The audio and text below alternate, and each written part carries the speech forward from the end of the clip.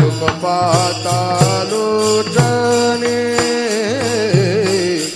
रूप पाहता लोचने सुख झाले हो साधने सुख झाले हो साधने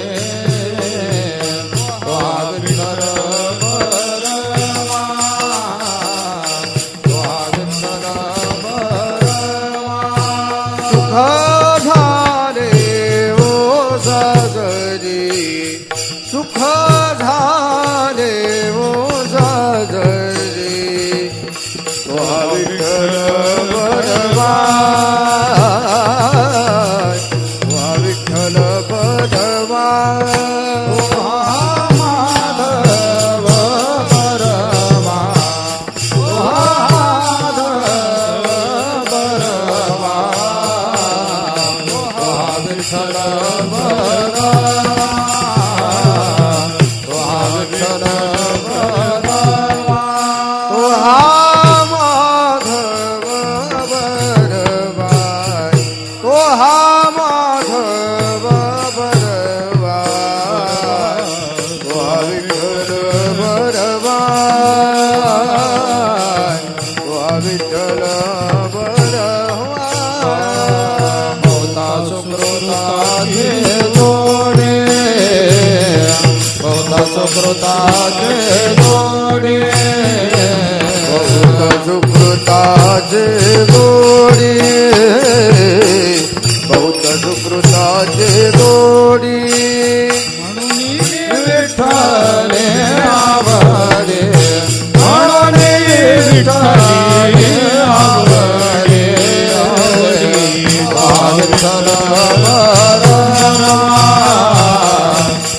विठ्ठल बरवा म्हणून विठ्ठले आवडे म्हणून विठ्ठले आवडे विठ्ठल बरवा विठ्ठल बरवा माधव बरवा माधव बरवा विठ्ठल बरवा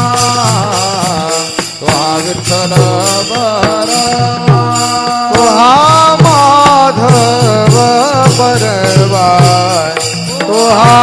माधव बरवा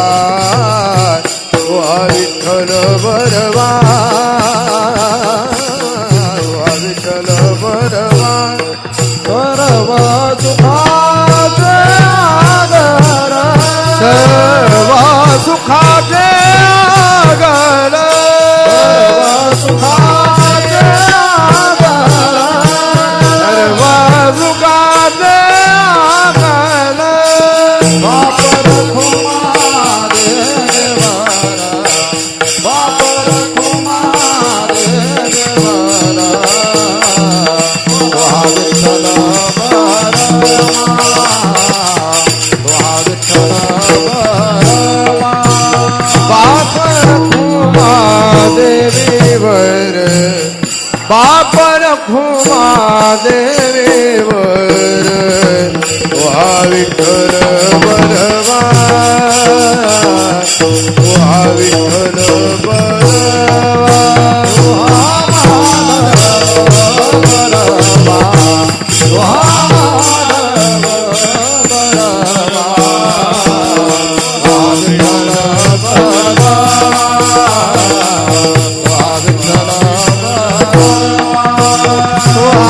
माधव बरवा माधव बरवा विठ्ठल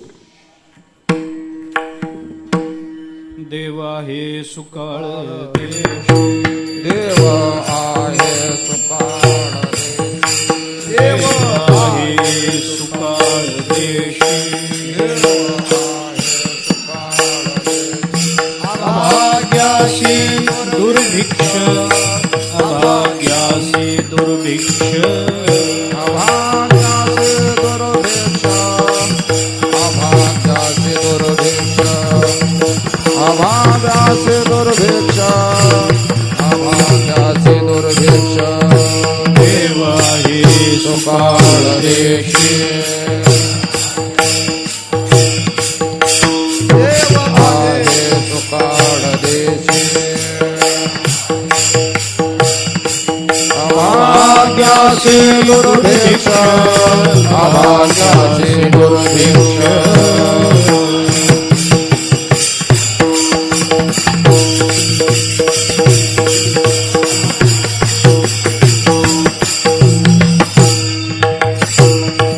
नेत्या करो साठा नेत्या करो साठा भरले फाटाडाने भरले फाटाडाने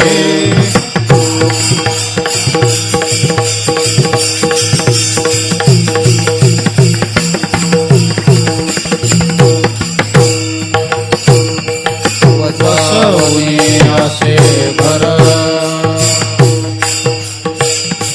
वसवणे असे घर माग दुर घातला माग दुर घातला माग दूर घातला माग दूर घातला माग दूर घातला माग नेत्या करो साठा त्या करू साठा नेत्या करो साठा त्या करू साठा भरले फाटाडाने भरले फाटाडाने फाटाड राणे भरले फाटाड राणे भरले फाटाड राणे भरले फाटाड राणे तुका म्हणे मन मुरे तुका म्हणे मन मुरे मग जे उरे तेचे तो मग जे उरे तेचे तो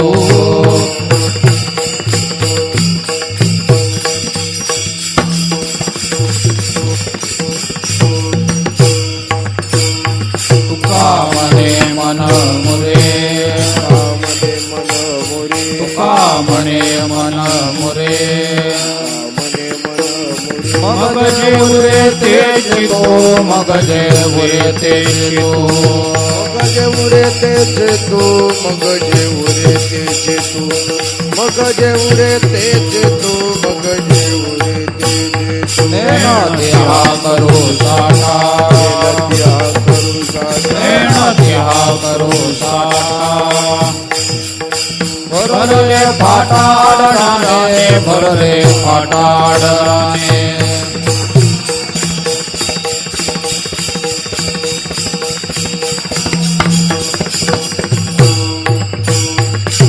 विठोबार कुमाई विठोबार कुमाये विठोबार कुमाई विठोबार कुमाये विठोबार कुमाई विठोबार कुमाई विठोबार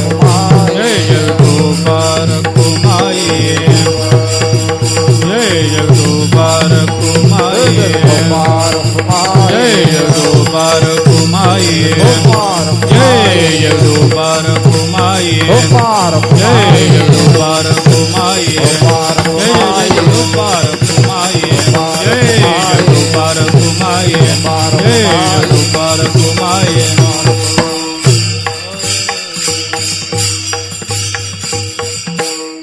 देव आहे सुकाळ देशी देव आहे सुकाळ देशी देव आहे सुकाळ देशी देव आहे सुकाळ देशी देव आहे सुकाळ देशी देव आहे सुकाळ देशी देव आहे सुकाळ देशी देव आहे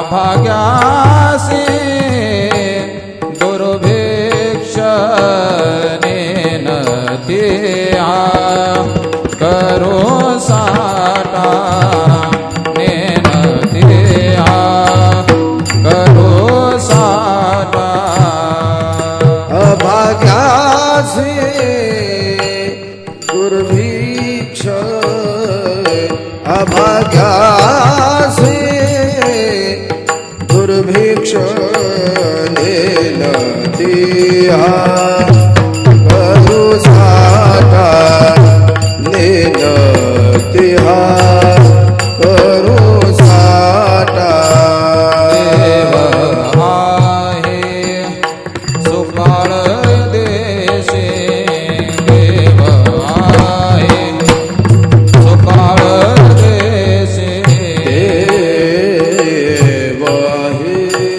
सुकाळ देशे देव आहे सुकाळ देशे अभाग्यासी दुर्भिक्ष अभाग्यासी दुर्भिक्ष नेन दिया करो साटा नेन दिया करो साटा अभाग्यासी दुर्भिक्ष अभाग्यासी दुर्भिक्ष नेन दिया करो साटा नेन दिया करो साटा भरले फाटा आडराने आडराने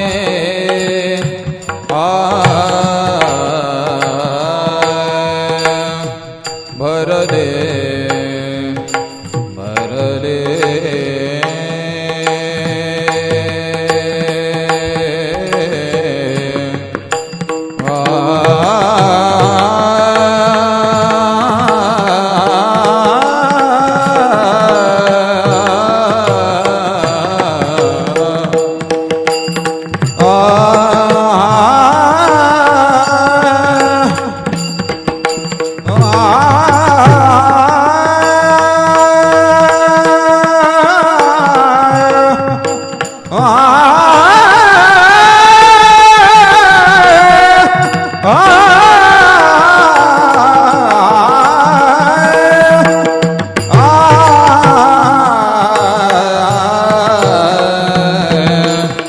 भरले फाटा आडराने भरले फाटा आडराने आडराने नेन दिया करो साटा नेन दिया करो साटा भरले फाटा आडराने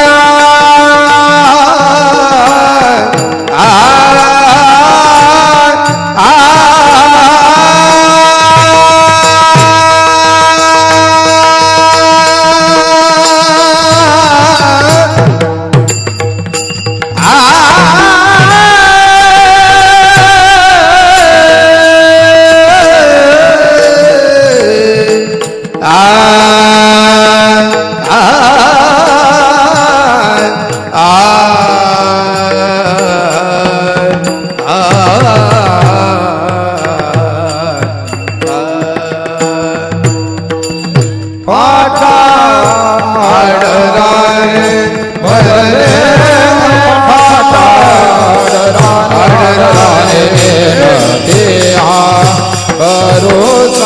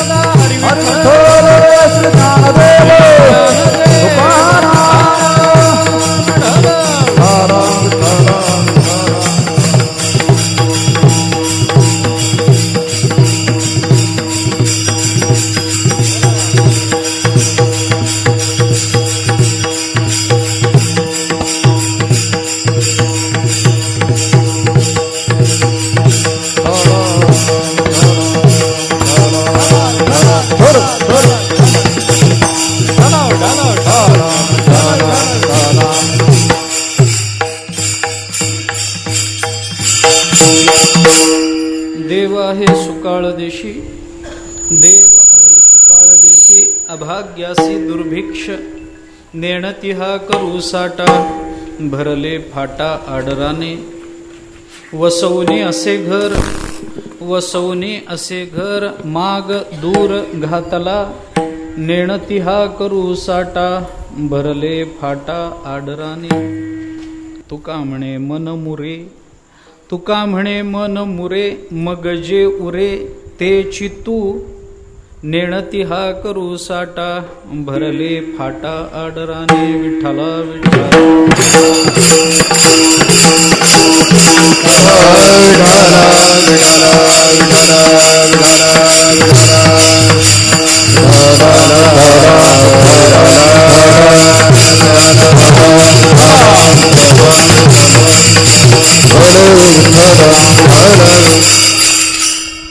देवा हे सुकाळ देशी अभाग्यासी दुर्भिक्ष नेणती हा करू साटा भरले फाटा आडराने. जगद्गुरु संत श्रेष्ठ श्री तुकाराम महाराज यांचा अत्यंत प्रसिद्ध अत्यंत महत्त्वाचा असा अभंग, त्याचा विचार मागच्या द्वादशीपासून आपण करतो आहोत. तुकाराम महाराजांनी या अभंगामध्ये अभाग्याच्या संबंधानं काही विधान केलं आहे. भाग्यवानाबद्दल बोलणारे सगळेच असतात, जे चांगले आहेत त्यांच्याबद्दल बोलणारे सगळेच असतात, जे गुणवान आहेत त्यांच्याबद्दल बोलणारे सगळेच असतात, परंतु जे गुणहीन आहेत, जे दुर्भागी आहेत, त्यांची काळजी संतांशिवाय कुणाला नसते. विठ्ठला विठ्ठला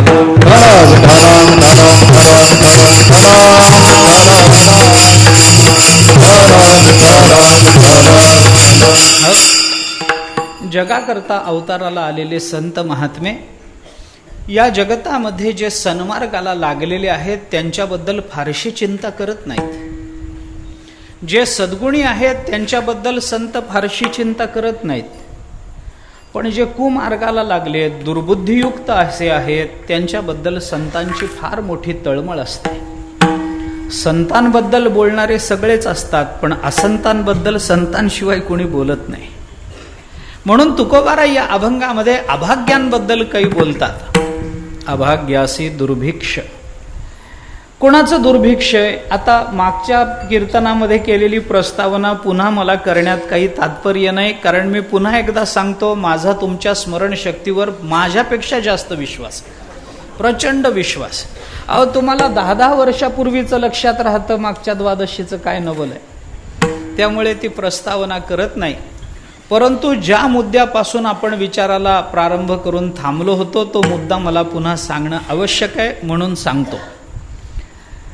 संत वाङ्मयामध्ये अभागी कुणाला म्हणायचं या संबंधामध्ये जी काही विधानं असतील ती असतील, परंतु संत वाङ्मय अथवा आपलं अध्यात्म याच्यामध्ये 3 बाबतीमध्ये अभाग्याचा विचार केला, अभागी लोकांचा विचार केला.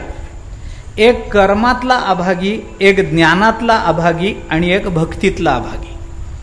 कर्मातला अभागी कोण आहे मी त्याचं कारणही सांगतो. हा विचार का पुढे आणला गेला पुन्हा त्याचं कारणही सांगतो. कर्मातला अभागी कोण आहे? हे कैचे कर्म आले जे मीची नाही म्हणते. एक, जे परमात्म्याचं अस्तित्वच नाकारतात ते कर्मातले अभागी आहेत. जे लोक म्हणतात ना देव वगैरे काही प्रकरणच नाही हो, असता तर डोळ्याला दिसला नसता का हो, देव आहे असं तुम्हाला कुठं दिसलं का हो, कुणाच्या तरी शब्दावरून तुम्ही शब्दावर विश्वास ठेवून आहे म्हणता, याला काय तात्पर्य आहे? देव वगैरे काही नसतो असं म्हणणारे जे लोक आहेत की नाही ते कर्माच्या बाबतीतले अभागी आहेत. त्यांचं पूर्वकर्म चांगलं नाही, त्यांचं पूर्वकर्म चांगलं नाही. कारण संतांनी जे आहे म्हणून सांगितलेलं आहे त्याच्यावर त्यांचा विश्वास नाही. कर्म आडवं आलं, निष्ठेकरता कर्म आडवं आलं, श्रद्धेकरता कर्म आडवं आलं, कारण अनेक आहेत. परंतु हे कैचे कर्म आले जे मीची नाही म्हणती. बाबा यांचं कोणतं कर्म आडवं आलं मला कळत नाही, भगवान म्हणतात, जे मलाच नाही म्हणतात. एवढा मी सगळ्या जगतामध्ये भरून राहिलेला, माझ्या विना अणुरेणू सुद्धा या जगतामध्ये भिन्न नाहीये, परंतु तरी सुद्धा माझ्या अस्तित्वाबद्दल यांच्या मनामध्ये जर संशय निर्माण होत असेल तर संशय निर्माण होण्याचं कारणच गत जन्मातलं कर्म चांगलं नसतं, दुसरं काही कारण नाही. मी तर एका मोठ्या महात्म्याच्या मुखातून असं ऐकलंय, विश्वास नसण्याला कारण काय असावं याचं. आता हे सांगावं की सांगू नये मला माहीत नाही, परंतु सांगतो, सांगायला काही अडचण नाही, कारण माझं विधान नाही. मी जरी ऐकलेलं असलं तरी ते ज्यांचं विधान आहे त्यांचं नाव घ्यायला मला काही संकोच नाही. वैकुंठवासी गुरुवर्य रंगनाथ गुरुजी असं म्हणत असत की ज्ञानोबारायांनी भिंत चालवली नाही किंवा ज्ञानोबारायांनी रेड्याच्या मुखातून वेद वदवला नाही असं जे म्हणतात ते नक्की एका बापाचे नसतात, असं ते म्हणत असत. अरे ह्याच्यावर विश्वासच बसला पाहिजे. का तर नाथ महाराजांनी सांगितलंय ना, चालविली जड भिंती. विश्वास ठेवायला काय अडचण आहे हो? रेड्यामुखी वेद बोलवला नाथ महाराजांनी म्हटलंय ना, सगळ्याच संतांनी म्हटलंय ना, नामदेवरायांनी म्हटलं, नाथ महाराजांनी म्हटलं, तुकोबारायांनी म्हटलं, काय अडचण आहे विश्वास ठेवायला.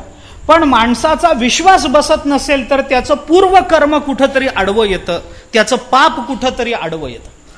हे पाप असल्याशिवाय माणूस असा सन्मार्गावरून विपरीत मार्गानं कुठंतरी जात नाही, विचलित होत नाही. आणि म्हणून कर्माच्या दृष्टीने जर विचार केला तर हे कैचे कर्म आले जे मीच नाही म्हणती, भगवंताच्या अस्तित्वावरच निश्चय, अस्तित्वाचाच निश्चय होत नसेल तर समजावं तो कर्मातला अभागी आहे. विठ्ठला विठ्ठला.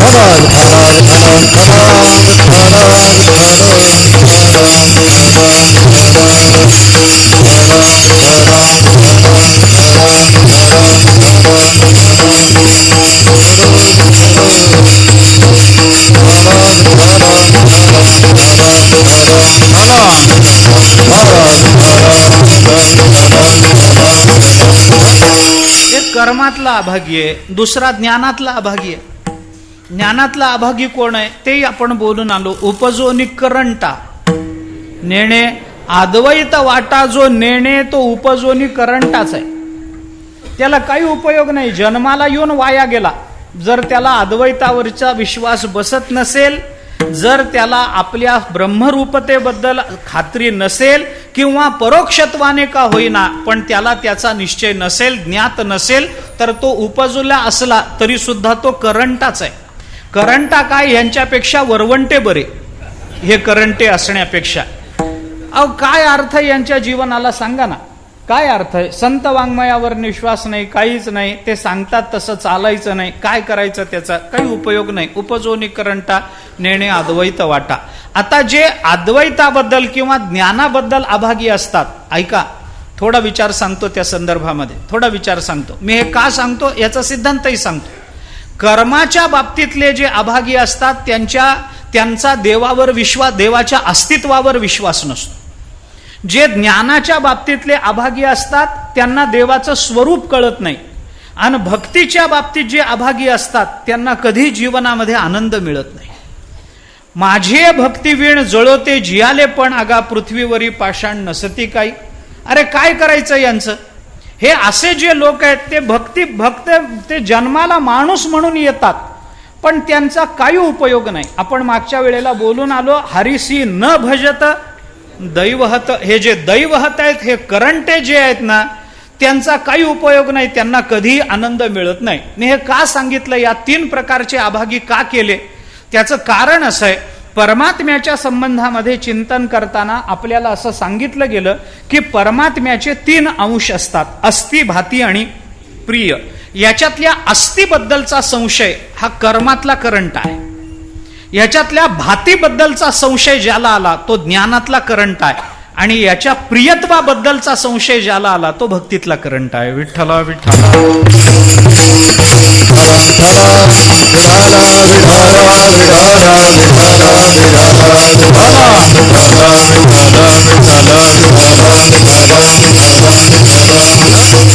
म्हणून ज्ञान, कर्म आणि भक्ती, अस्ति, भाती, प्रियत्वाचा विचार करा. नामरूपाचा विचार आता करू नका.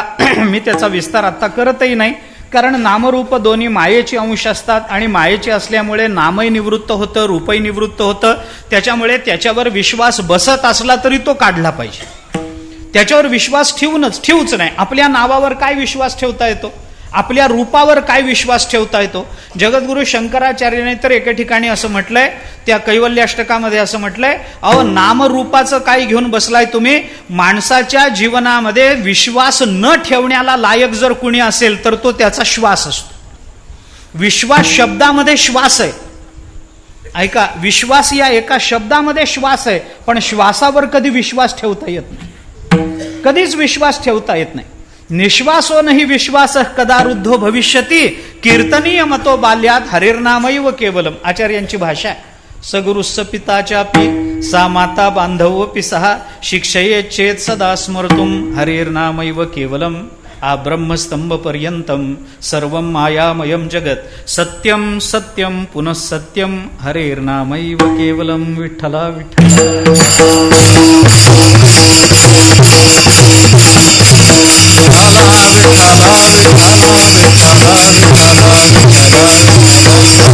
देवाच्या नावावर विश्वास असावा, देवाच्या रूपावर विश्वास असावा. तुमच्या आमच्या नामरूपावर विश्वास ठेवून आपण जास्त काळ जगू शकत नाही.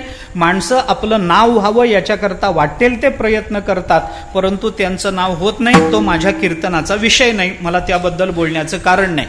नामाचा कर्माच्या बाबतीतला करंटा कोण, अभागी कोण, ज्ञानाच्या बाबतीतला अभागी कोण. ज्ञानाच्या बाबतीत देवाच्या भातीवर त्याचं काही चिंतन नाही, विश्वास नाही. अस्तिभाती प्रियत्व आपल्या जीवनामध्ये आवश्यक आहे. अस्तित्व मानलंच पाहिजे, भातित्व मानलंच पाहिजे आणि प्रियत्व मानलंच पाहिजे. हे न मानू तर आपल्या जीवनाला मानवी म्हणण्याचा आपल्याला काही अधिकार राहत नाही. या जगतामध्ये आनंद नाही मानला तर माणसं जगतात कशा करता सांगा ना. जगतात कशा करता? ज्याच्या आधारावर माणसं जगतात तो आनंदच आहे ना. आनंदाधी एव खलु इमानी भूतानी जायन्ते. आहे की नाही? उपनिषदांनी आपल्याला दोन्ही सांगितलंय. यतो वा इमानी भूतानी जायन्ते, हे जसं आहे तसं आनंदाधी एव खलु इमानी भूतानी जायन्ते. आनंदादेव जीवंती, आनंदावरच आधारित आहेत. अरे सगळा आनंद मिळतो म्हणून तर आपण चातुर्मासाला का आलो सांगा? काहीतरी आनंद मिळतो म्हणूनच की नाही हो? कुठेतरी आमच्याकडे दुःख असेल, कुठेतरी चिंतनशीलता असेल आणि त्या चिंतनाची भूक आपल्याला इतरत्र भरून काढता येत नसेल, चला बाबा पंढरपूरला, चला काहीतरी चांगला ऐका, पाठ ऐका, वेदांत ऐका, अमुक ऐका, तमुक ऐका, भजन करा, प्रदक्षिणा करा, देवाचं नित्य दर्शन घ्या, चंद्रभागे, हे आम्हाला कुठेतरी समाधान देणार आहे म्हणून आपण आलो ना. तसं अस्तिभाती प्रियत्व हे आपल्याला मानावं लागेल. आणि हे जो मानत नाही त्याला तुकाराम महाराज अभागी म्हणतात. देव आहे सुकाळ देशी अभाग्यासी दुर्भिक्ष. पण अभागी मात्र तोय ज्याला भगवंताचं दुर्भिक्ष आहे. आता हा विचार थोडा मागे बोलून आलो होतो आपण, फक्त त्याला अस्तिभाती प्रियत्वाबद्दल कडे मला जोडायचं होतं, तेवढा विचार मी बोललो. एक विचार आपण मागे जिथं थांबलो होतो तिथं आपण तिथून सुरू करू. तुकाराम महाराज म्हणतात देव आहे सुकाळ देशी, पण अभाग्याला मात्र त्या देवाचं दुर्भिक्ष. सगळीकडे देव भरून राहिला, कुठं नाही सांगा ना. अरे या जगताच्या अंतर्बाह्य परमात्मा भरून राहिला. सोनियाचे मणी केले ते सुवर्णाचे मणी केले ते सोनियाचे सुती ओविले तैसे जगम्या धरिले सबाई अभ्यंतरी, हे परमात्म्याने बोलून दाखवलं. परमात्मा नाही असं स्थान नाही, पण अभागी माणसाला तो दिसत नाही.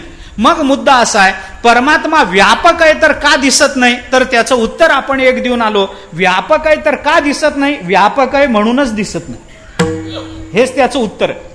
व्यापक आहे म्हणूनच दिसत नाही.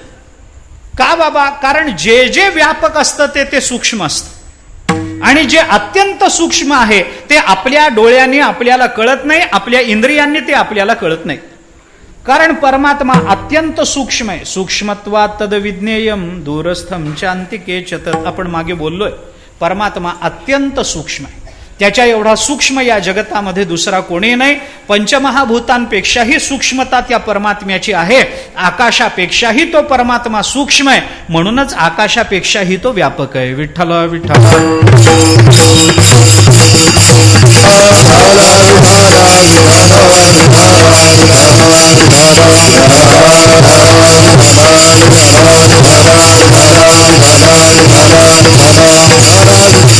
परमात्मा आकाशापेक्षा अरे परमात्माच काय, परमात्म्याचं नाम गगनाहुनी वाढ नाम आहे. परमात्म्याचं नाम सुद्धा आकाशापेक्षा सूक्ष्म आहे. ते कुठेही राहतं. नामाचं काय आहे? तसा परमात्मा कुठेही राहतो. परमात्म्याला राहण्याकरता काही फार मोठी जागा लागते असं नाही. सर्वस्यच्या अहम हृदि सन्निविष्टो मत्त स्मृतिर्ज्ञानम अपोहनंच. काय याच्यापेक्षा अजून किती सूक्ष्म जागा पाहिजे परमात्म्याला? अणुरेणूमध्ये परमात्मा भरून राहिला, म्हणून तो आकाशापेक्षा व्यापक आहे. जे जे व्यापक आहे ते सूक्ष्म आहे. सत्य ज्ञानानंत गगनाचे पावना नाही रूपवरणा गुणा देते नाही रूपवरणा गुणा देते सत्य ज्ञानानंत गगनाचे श्रावण नाही रूपवर्ण गुण सत्यज्ञानानंत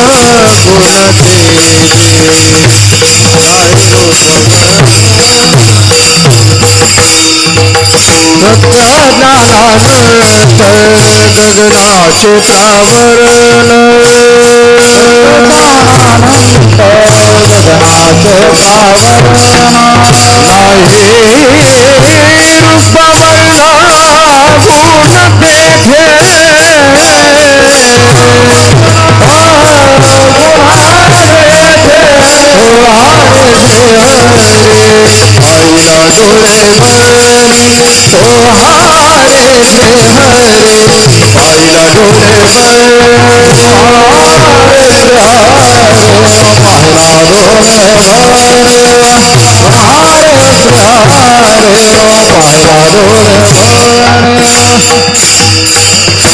परमात्मा व्यापक आहे, ब्रह्म आहे, पण आम्हाला तो कळत नाही.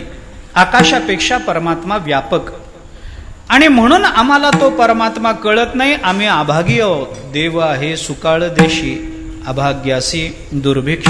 आपल्याला त्या परमात्म्याचं दुर्भिक्ष आहे. एक कारण आपण बघून आलो. आता व्यापक आहे ते सूक्ष्म आहे याच्या उपपत्ती मागे बोलून आलोय मी. पुन्हा मागे जाऊन ते सांगत नाही. दुसरा विचार मला आपल्या समोर ठेवायचा आहे. परमात्म्याचा जर सर्व देशामध्ये सुकाळ आहे तर परमात्मा दुर्भिक्ष का? परमात्म्याचं दुर्भिक्ष का? कारण त्याचं असं आहे. एक थोडा याच्यातलाच पुढचा विचार बोलायचा झाला तर जीवाला नेहमी वस्तू बघताना उपाधिग्रस्त म्हणून बघायची सवय. जीव जेव्हा वस्तूकडे पाहतो त्या वस्तूचा बोध करून घेण्याचा प्रयत्न करतो. त्या वेळेला त्या वस्तूला उपाधीचा संबंध ठेवूनच तो ग्रहण करतो. उपाधीशिवाय वस्तू माणसाला कळत नाही, जीवाला कळत नाही. जर सुकाळ देशी परमात्मा मानायचा झाला तर ज्या अर्थी त्याला सर्व देशामध्ये सुकाळ मानावा लागेल त्या अर्थी त्याला देश परिच्छिन्नता नाही असंच म्हणावं लागेल. जर देशामध्ये बरं गंमत अशी असते, देश परिच्छिन्नता नाही म्हटलं की काळ परिच्छिन्नता नाहीच, काळ परिच्छिन्नता नाही म्हटलं की वस्तू परिच्छिन्नता नाहीच. परमात्मा देश काल वस्तू अपरिच्छिन्न अशा स्वरूपाचा आहे. आम्हाला नेहमी वस्तू बघताना तशीच बघायची सवय लागली. त्या उपाधीच्या संबंधानच आम्ही वस्तू पाहतो. एखाद्या माणसाचा आपल्याला जेव्हा परिचय करून द्यायचा असतो तेव्हा आपण कोणत्या माणसाचा असा अहो तो माणूस ना, ते अमके अमके ना, मला माहिती आहे, अहो ते ब्रह्म आहे असं कोणी म्हणतं काय? नाही. अहो ते नाही का नेहमी अशी टोपी घालतात बघा, म्हणजे उपाधीनं परिचय. ते नाही का ते BA LLB झालेत बघा, उपाधीनं परिचय. ते नाही का त्या गावाबाहेर मोठा बंगला आहे त्याच्यात राहतात, उपाधीनं. अरे बंगल्यावरून माणसाचा परिचय व्हावा का माणसावरून बंगला? हो, बंगल्यावरून कुठं माणसाचा परिचय होत असतो काय? कोण होते? अहो ते नाही का त्या बाईचा नवरा. आता हा काय परिचय करून द्यावा का? हिच्यावरून त्याचा परिचय का त्याच्यावरून तिचा? काहीतरी असावं की नाही. पण उपाधीवरून परिचय आम्हाला करून घ्यायची सवय नाही. उपाधी रहित वस्तूचा परिचय म्हणजे ब्रह्मानुभूती असते. विठ्ठला विठ्ठला.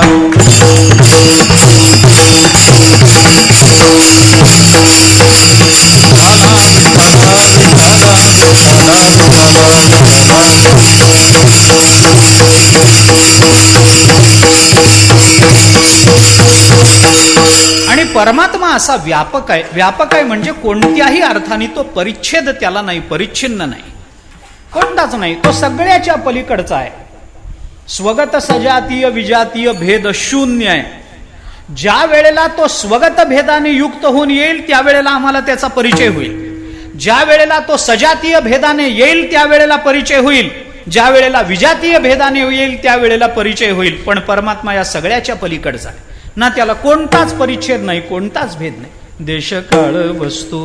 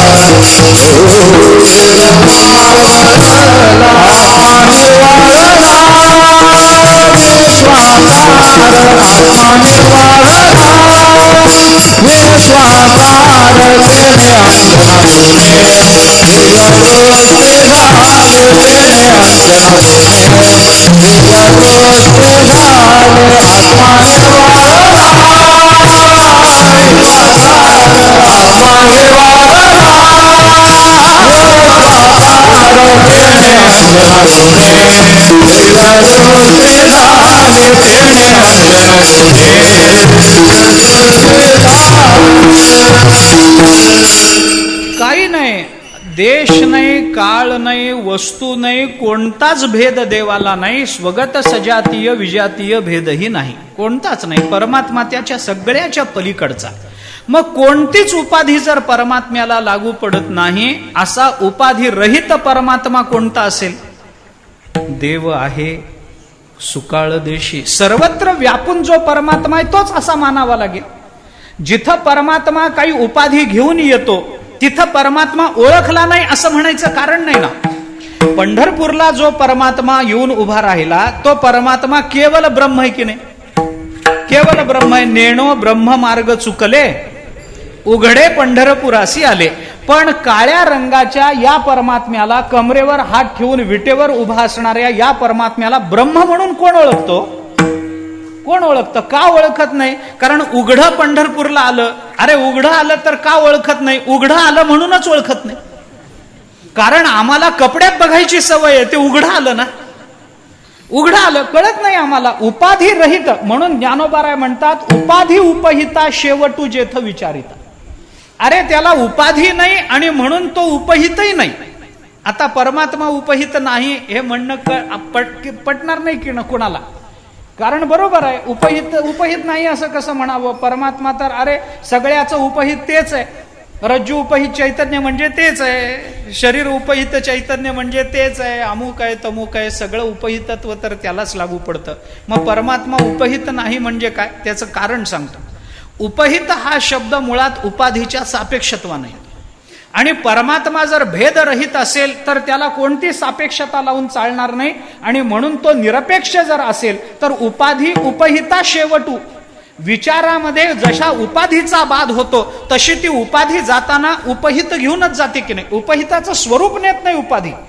कारण उपाधी ही काय असतं आता त्याचा विचार करा, त्याचा विचार करा. उपाधी जाताना उपहिताला नेत नाही, पण उपहिताच्या ठिकाणी असणारा उपहितत्व धर्म जो आहे तो धर्म मात्र ती घेऊन जाते, उपहिताला नेत नाही. उपाधी गेली म्हणजे अरे एखाद्या माणसाने कपडे बदलले म्हणजे काय त्याचा आत्मा बदलला काय? कपडे बदलले एखादा. आपल्याला बऱ्याच वेळेला असं होतं, ज्या नेहमीच्या उपाधीमध्ये वस्तूला बघायची सवय असते, मी तर पुढचं बोलतो, उपाधी नसताना वस्तू आपल्याला कळत नाही हे तर मी म्हणत नाही, मी तर त्याच्याही पुढे बोलतो. अहो उपाधी बदलली तरी माणसाला वस्तू कळत नाही. उपाधी सोडून तर वेगळंच आहे, उपाधी सोडून तर वेगळं. देह नावाची उपाधी असताना आपण माणसाला माणूस म्हणून ओळखतो. कालांतराने तो जेव्हा जातो तेव्हा तो दुसरा देह घेऊन येतोच की नाही जन्माला. पुनर्जन्म आपण मानतो वासंसी जीर्णानी. आपण नेहमीच मानतो की बाबा हे जसं एखादं वस्त्र बदलावं तसा हा देह बदलला जातो. जैसे जीर्ण वस्त्र सांडीजे मग नूतन वेढीजे तैसे देहांतराते स्वीकारीजे चैतन्यनाथे. हे ज्ञानोबा बोलतातच की नाही. देहांतर झालं.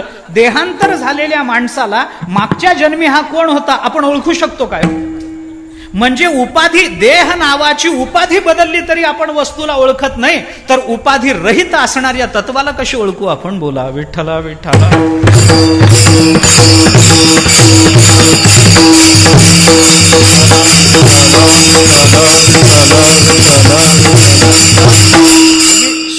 सोपं बोलतो, दृष्टांतानं बोलतो. बऱ्याच वेळेला प्रवासामध्ये इकडं तिकडं रस्त्यावरून जाताना एक अत्यंत परिचयाचा माणूस आपल्याला भेटतो. अगदी परिचयाचा, नेहमी भेटणारा, कदाचित रोज भेटणारा असा माणूस आपल्याला भेटतो. भेटल्यानंतर तोही आपल्याला हसून जय हरी करतो, आपणही त्याला जय हरी राम राम करतो. पण पुढे गेल्यानंतर आपल्या लक्षात राहत नाही की अरे याला कुठंतरी बघितलंय, नेहमी बघितलेलं आहे, पण हा कोण आहे कोण आहे कोण आहे कळत नाही. बुद्धीला ताण घ्यावा लागतो. अरे मला आठवत कसं नाही याला कुठं भेटलोय, रोजच भेटलोय, रोज अगदी परिचयाचा चेहरा आहे, पण कसं काय ओळखत नाही, ओळखू शकत नाही आपण. कोण आहे कोण आहे, डोक्यामध्ये भुंगा सुरू होतो. रात्री झोप लागत नाही. कोण होता हो, कोण होता? जयहरी केला, अगदी परिचयाचा चेहरा आहे, नेहमी बघितलेला चेहरा आहे, मी असा कसा विसरलो, कोण आहे कोण आहे. आणि मग दुसऱ्या दिवशी जेव्हा तो पत्र द्यायला येतो तेव्हा आपल्याला कळतं अरे हा तर पोस्टमन आहे. मग काल का ओळखू आला नाही? काही नाही, रोज ज्या कपड्यामध्ये येतो त्या कपड्यात भेटला नव्हता म्हणून. आहे का नाही? हे अनुभव आहेत की नाही माणसाला. नेहमी ज्या खाकी पोशाखामध्ये दिसणारा तो पोस्टमन, पण एखाद्या वेळेला जर तो तुमच्या माझ्यासारखं धोतर नेसून निघाला तर मग ते आपल्याला अरे कुठतरी चेहरा बघितलाय, ओळखू काय आहे ना, कपडे बदलले म्हणून. उपाधी बदलली तर आम्हाला जर व्यक्ती ओळखू येत नाही, तर उपाधी नसतानाचं परब्रह्म कसं ओळखू येणार? म्हणून आपण अभागी. विठ्ठला विठ्ठला.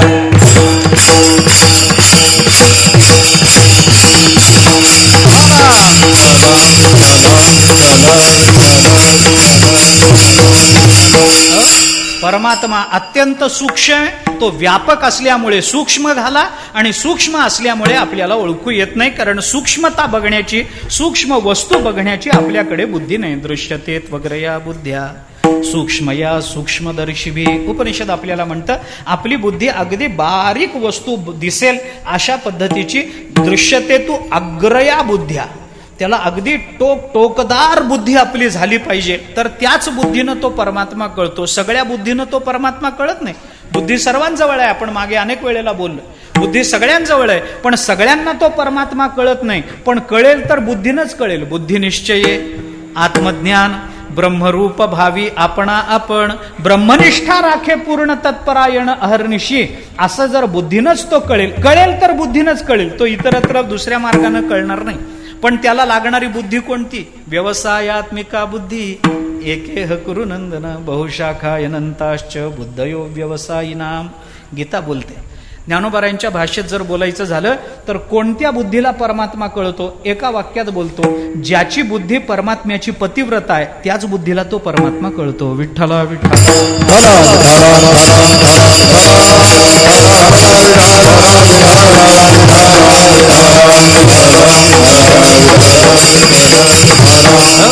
ही बुद्धी जर 100 ठिकाणी शेण खाणारी असली तर त्या बुद्धीला तो परमात्मा कळत नाही. माझी भाषा नाही. अनेक बुद्धीचे तरंग क्षणोक्षणा पालटे रंग धरू जाता संग तव तो होय बाधक. तो बाधकच होणार त्या बुद्धीचा संग.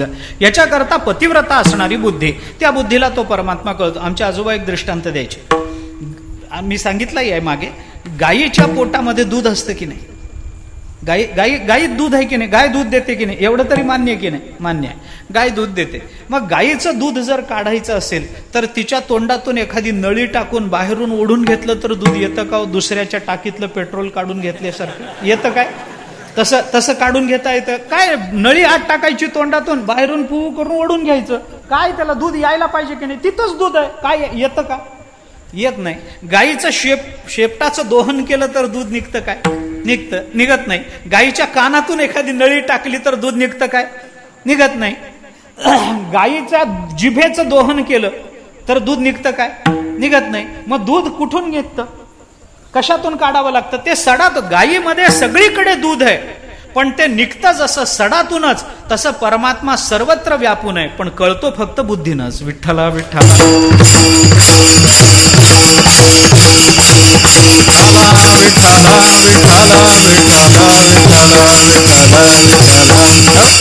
ते ओळखण्याकरता आपल्याला बुद्धी पाहिजे. बुद्धीचा विचार दोन्हीकडे लावा. ती सूक्ष्म परमात्मा व्यापक आहे, सर्वत्र भरून राहिलेला आहे, म्हणून तो सूक्ष्म असेल, आपल्याला कळत नाही, आपण अभागी आहोत.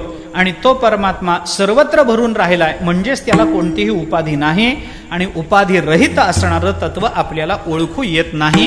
ही आपली अडचण आहे, म्हणून आपल्याला आपण अभागी म्हणून घेतलं पाहिजे. हा दुसरा विचार. अजून एक विचार त्या संबंधानं थोडंसं बोलतो. परमात्मा सर्वत्र भरून राहिला, मग आम्हाला का कळत नाही बाबा? देव आहे सुकाळ देशी, मग अभाग्याला दुर्भिक्ष का म्हणायचं? त्याला दुर्भिक्ष का म्हणायचं? सगळीकडे भरून आहे, मग त्यालाच एकट्याला दुर्भिक्ष का? कारण असं असतं, सर्वत्र जरी तो परमात्मा भरून राहिलेला असला, ऐका, तरी सुद्धा त्या परमात्म्याला न ओळखणारे अभागी हे जगतामध्ये तशा अर्थाने म्हटलं तर फार जास्त आहे. पाणी सगळीकडे आहे, पाऊस खूप पडला, पण एखाद्याच्याच शेतात पिकलं नाही. मी उदाहरण सांगतो आपल्याला.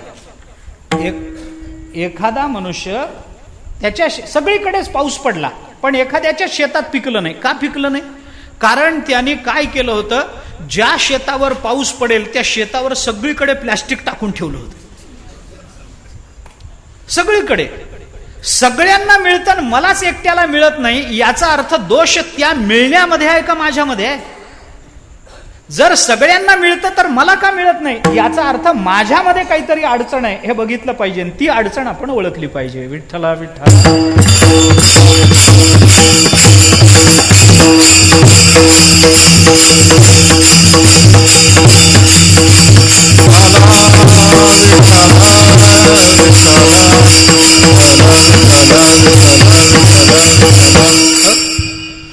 अजून उदाहरण सांगतो मी याला. अजून सांगतो उदाहरण पुष्कळ.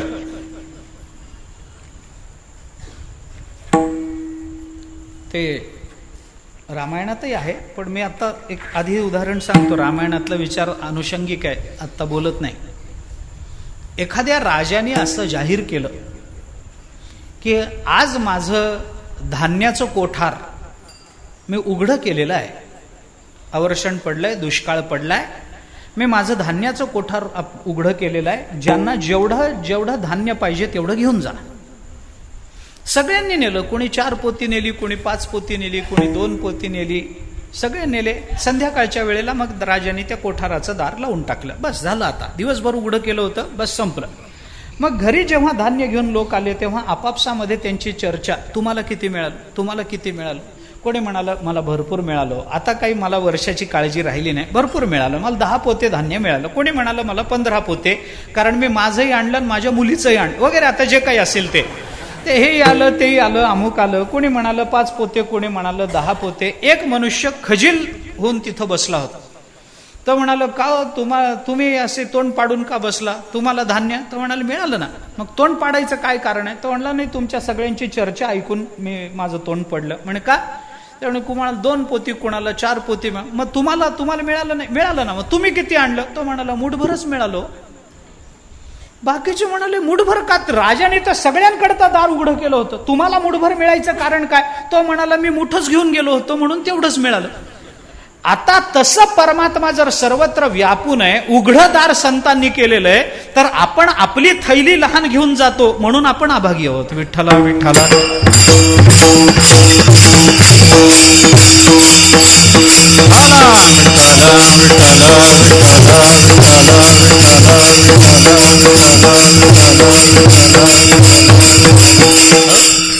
काय असतं, थोडं मानसशास्त्राच्या आधाराने जर आपण बघितलं की नाही, तर माणसाला वस्तू असूनही कळत नाही, मिळत नाही, याची कारणं आहेत. वस्तू आहे पण माणसाला त्या वस्तूचं ज्ञान नसतं, ही पहिली अडचण असते.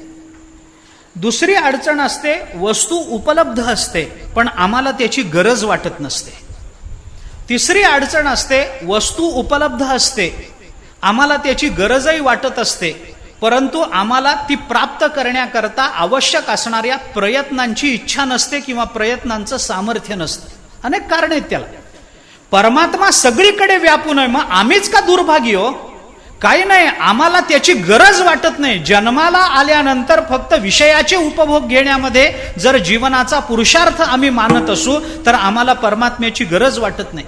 वस्तू उपलब्ध आहे पण आम्हाला कळत नाही, आम्हाला मिळत नाही. का मिळत नाही? आम्ही त्याचा धिक्कार करतो. का करतो? तर आम्हाला त्या वस्तूचं ज्ञान नसतं म्हणून. वस्तूचं ज्ञान नसतं म्हणून आम्ही त्याचा धिक्कार करतो.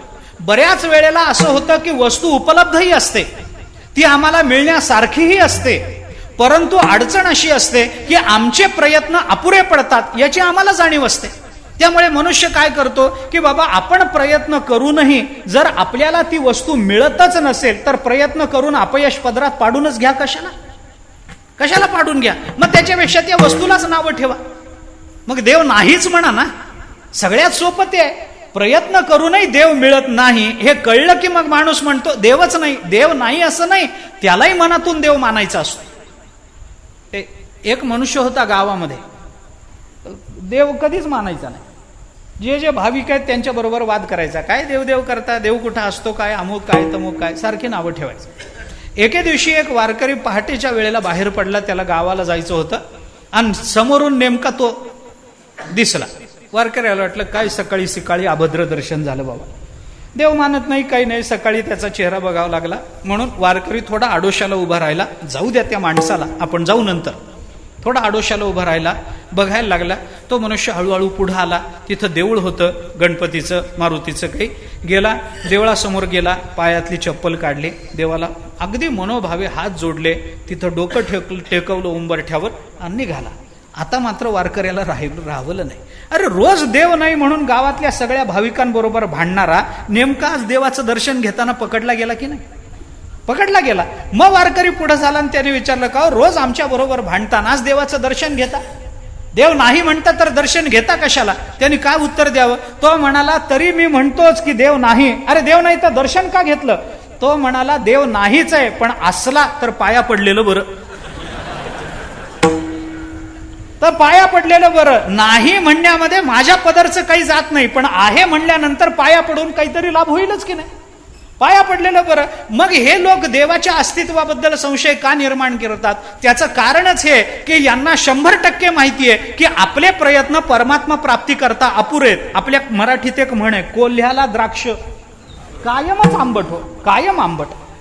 ते कोल्ह एका द्राक्षाच्या बागेत गेलं, पंचतंत्रात कोल्ह एका द्राक्षाच्या बागेत गेलं. तहान लागलेली, तहानेनं जीव कासावीस होता. द्राक्षाची बाग दिसली, चांगले घड लागले होते, पिवळे झालेले खाण्यासारखे.